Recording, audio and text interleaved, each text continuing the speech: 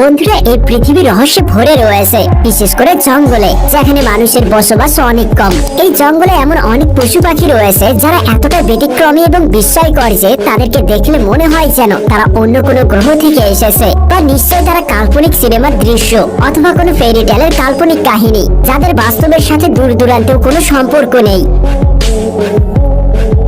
কিন্তু বন্ধুরা, এমন কিছু অদ্ভুত এবং বিস্ময়কর প্রাণী সত্যি আমাদের পৃথিবীতে বসবাস করে, যাদেরকে আমরা মিথিক্যাল ক্রিয়েচার ভেবে ভুল করে ফেলি। তাহলে চলুন বন্ধুরা, শুরু করা যাক মিথিক্যাল ক্রিয়েচার দিয়ে ভরা আজকের ভিডিওটি, যারা সত্যি সত্যি আমাদের পৃথিবীতে বসবাস করে। আর বন্ধুরা, শেষের প্রাণীটিকে দেখলে তো আপনারা নিজের চোখে বিশ্বাস করতে পারবেন না। তাই বন্ধুরা, কোনো কিছু মিস না করতে চাইলে ভিডিওটি না টেনে শেষ পর্যন্ত দেখুন।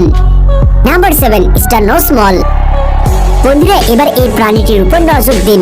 এইরকম অদ্ভুত মল হয়তো আপনারা এর আগে কখনোই দেখেননি। এটাকে পিছন থেকে দেখলে ইঁদুর বলে মনে হয়, আর সামনে থেকে দেখলে ফুটন্ত ফুলের মতো লাগে। এই অদ্ভুত প্রাণীটি নর্থ আমেরিকার উত্তরাঞ্চলে পাওয়া যায়। এই প্রাণীর মুখের সামনে আপনারা সেই আঙ্গুলের মতো জিনিসটি দেখতে পাচ্ছেন, সেটা হলো এদের নাক। হ্যাঁ বন্ধুরা, আঙ্গুলের মতো নাক, এগুলোকে অ্যাপেন্ডেক্স বলে। আর এটি সংখ্যার নিরীক্ষে 22টি হয়ে থাকে।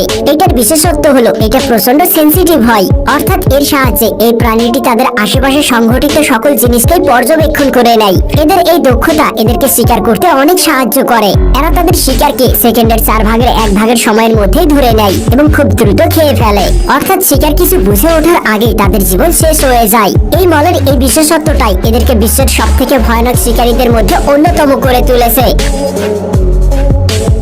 Number 6, super bird of paradise. বন্ধুরা, একবার এই পাখিটির দিকে তাকান। এই পাখিটির দিকে তাকালে আপনার মনে হবে যেন আপনি অন্য কোনো জগতে পৌঁছে গিয়েছেন।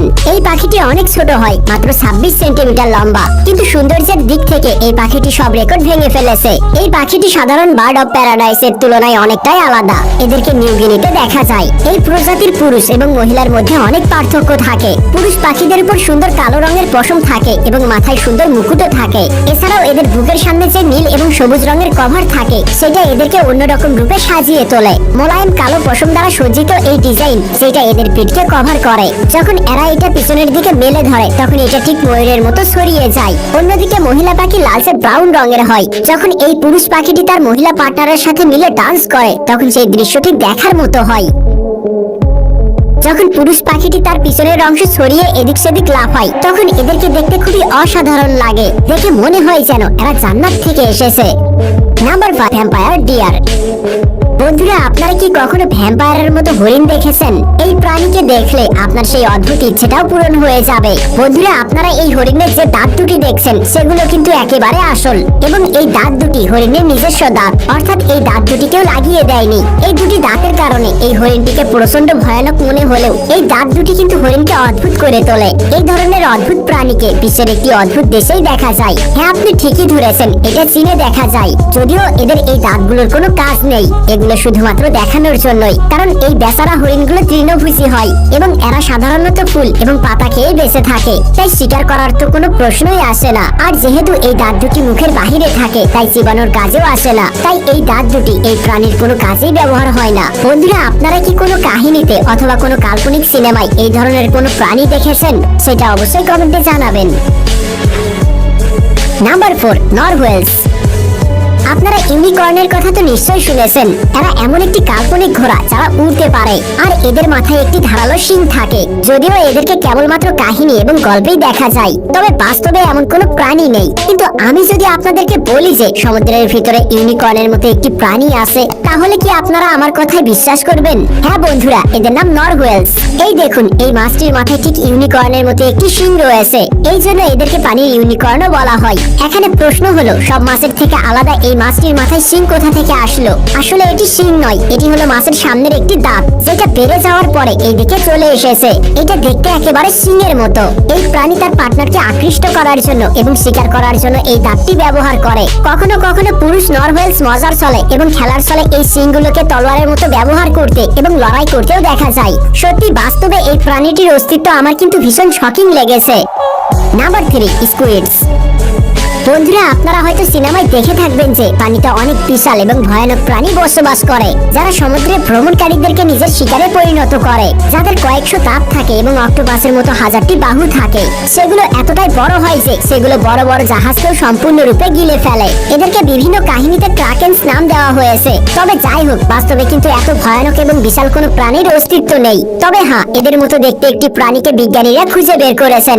সমুদ্রের গভীরে বসবাস করা সেই প্রাণীটিকে স্কুইড বলা হয়। এদের মুখেও অক্টোপাসের মতো প্রচুর বাহু থাকে, কিন্তু এরা অক্টোপাসের থেকে আলাদা হয় কারণ এদের পিছনের দিকে লেজ অনেক লম্বা। সাধারণত এরা আকারের দিক থেকে অনেক ছোট হয়, কিন্তু কিছু কিছু স্কুইড 60 ফিট লম্বা এবং 1000 কেজি পর্যন্ত ওজনে হয়ে থাকে, যারা আকারে এতটাই বিশাল হয় যে তারা একসাথে 10 জন ব্যক্তিকে খেয়ে ফেলতে পারবে।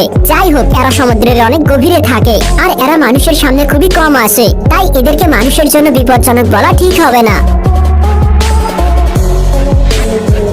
Number 2, golden crown flying Fox. না বন্ধুরা, এটা কোনো উড়ন্ত শিয়াল নয়। এরা তো এক ধরনের বাদুড়, যারা আকারে এতটা বড় হয় যে আপনারা না দেখলে বিশ্বাসই করতে পারবেন না যে পৃথিবীতে এইরকম একটি প্রাণীর অস্তিত্ব রয়েছে। আপনারা নিজেরাই একবার ভেবে দেখুন, মানুষের সমান উচ্চতা বিশিষ্ট কয়েক হাজার বাদুড় যদি আপনাদের মাথার উপর দিয়ে ঘুরে বেড়ায়, তাহলে আপনাদের অবস্থাটা কেমন হবে? এটাকে কোনো সিনেমার কাল্পনিক দৃশ্য বলে বেশি মনে হবে। কিন্তু ফ্লাইং ফক্স বাস্তবেই রয়েছে। ফিলিপাইনের জঙ্গলে এই বাদুড়ের দলকে আপনারা খুব সহজেই দেখতে পাবেন। যদিও এদের আকার বেশি বড় হয় না, কিন্তু যখন এরা ডানা মেলে তখন একজন মানুষের সমান বড় হয়ে যায়। এদের ডানা প্রায় 5-6 ফিট ছড়িয়ে যায়। আর এদের আকার দেখতে ভয়ানক লাগলেও এরা কিন্তু তৃণভোজী হয়। এরা গাছের পাতা এবং ফল খায়, আর এই জন্য এরা মানুষের জন্য একেবারেই বিপজ্জনক নয়। তবে যাই হোক না কেন, এদেরকে সামনে থেকে দেখলে কিন্তু কোনো ভৌতিক কাহিনীর আক্রমণাত্মক চরিত্রের কথা মনে পড়ে যাবে। বন্ধুরা, এই ফ্লাইং ফক্স সম্পর্কে আপনাদের মতামত কি সেটা অবশ্যই কমেন্টে জানাবেন। নাম্বার 1, রেড উইকারি। বন্ধুরা, এবার এই লালমুখ বানরটিকে দেখুন। এত ভয়ানক বানর কিন্তু আমি আজ পর্যন্ত কখনোই দেখিনি। আপনারা নিশ্চয়ই কোনো কাহিনী বা সিনেমায় এমন কোনো বানরকে ভিলেনের চরিত্রে হয়তো দেখে থাকবেন। এদেরকে দেখলে মনে হয় যেন এরা সবসময় রেগে থাকে, কিন্তু এটা ঠিক নয়। আসলে এদের সমাজে লালমুখ হওয়ার মানে হলো সেই বানরটি ভীষণ হ্যান্ডসাম এবং আকর্ষণীয়। আমাদের জন্য এই চুলবিহীন বানরগুলো প্রচন্ড ভয়ানক হলেও এদের প্রজাতিতে এই চুলবিহীন বানরগুলোকে দেখে মহিলা বানররা মুগ্ধ হয়ে যায়। যেসব বানরের চেহারার রং ফিকে হয় তাদেরকে দুর্বল স্বাস্থ্যের অধিকারী বলে মনে করা হয়, আর তাদেরকে কোনো মহিলা বানর জীবনসঙ্গী বানাতে চায় না। এই বানরের আরো একটি বিশেষত্ব হলো এদের লেজ খুব বেশি লম্বা হয় না, যদিও এতে তাদের বেশি কিছু যায় আসে না, কারণ এরা সহজেই অন্যান্য বানরের মতো একটি গাছ থেকে আরেকটি গাছে লাফাতে পারে। বন্ধুরা, এই ছিল কিছু বাছাই করা মিথিক্যাল ক্রিয়েচার যারা সত্যি জঙ্গলে বসবাস করে।